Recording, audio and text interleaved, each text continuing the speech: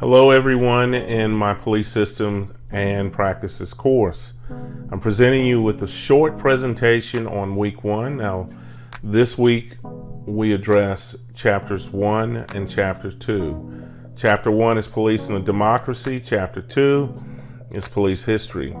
Please continue to review the textbook and your notes, and I hope that you enjoy this presentation.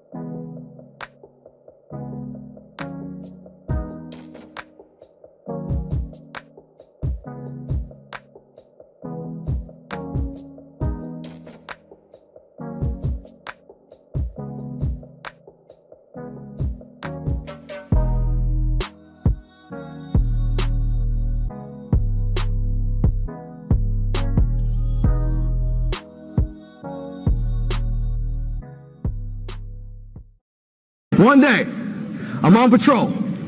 I'm driving. I'm looking good. Got my shades on. Boop! Officer Tillman, we need you to respond to a man with a samurai sword that just stabbed his dad. What?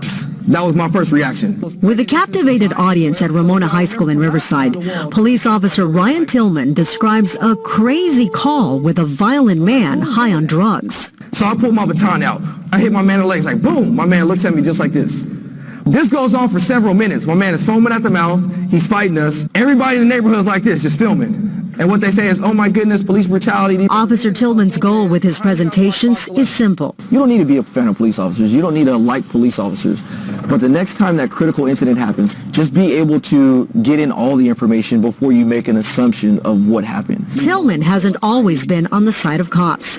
In fact, before becoming an officer, he had a problem with the men in blue. I used to always say, police officers are guys that used to get picked on in high school, so they became police officers so they could pick on everybody else. So that was kind of my perception. When a family friend suggested he become an officer, and I was like, no, I'm not working for the man. I'm not about to be a pig. Like, this was my mentality.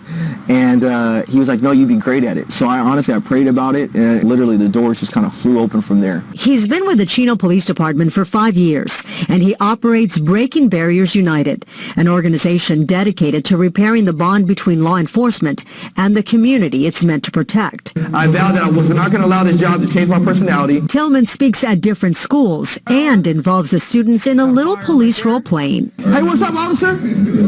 Whoa, whoa, whoa, whoa, whoa, whoa. Why you got your taser out? He even got us on stage. Oh, man. Roll your window down. I can't hear you. Roll the window down. No, why? She just mad because our music is nice. It's all fun and games on stage, but Officer Tillman hopes students understand one thing. What if the world can see, humans behind this badge?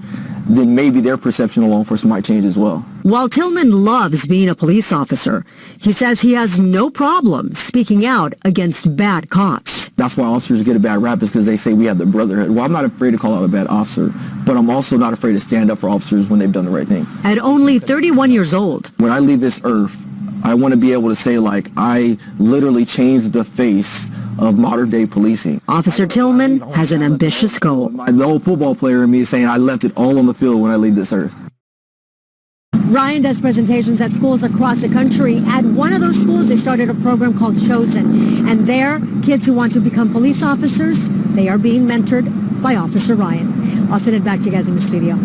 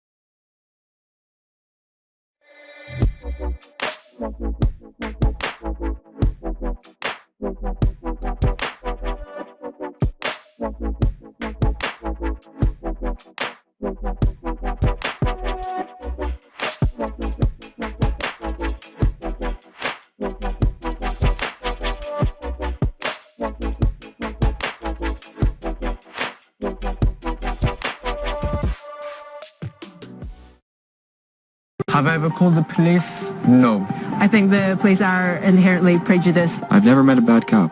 They are not good people. Just because you're wearing a blue uniform, people fucking hate you. Was it? That, Did you feel? yeah. No. I believe. Anything. Vice News has been going around the world talking to people about the big issues and how they think the news should cover them. This month, we've asked you to share your opinions on the police and the role they play in our societies. If you want to get involved in the conversation, you can do it with a Skype video message or with the hashtag Vice News. I think the police play a really big role in society, particularly as preventers of crime and upholders of law and order. I think the main role that police should play is to help people who need help. It's the police's job to solve crime. They are necessary for a functioning society. In theory, the police is there to make sure people follow the law. The law is there to protect the citizens, so if the equation works, then the police protects the citizen. I feel that in general, Mexicans have a negative perspective regarding law enforcement. In Ukraine, there's too much problems with police. I live in Kenya, and unfortunately, the police back home serve the politicians and the people in power. The police in Vietnam are gangsters. I live in a really nice neighborhood. I wave to the police officers, they wave back. They seem to be friendly. I mean, that's not true for every neighborhood, I know that. I never called the police, but I think I wouldn't have any problem to call it if I needed to. I have called the police recently. I was mugged in the middle of the night, and the police responded fairly quickly, and, it was sorted out rather well.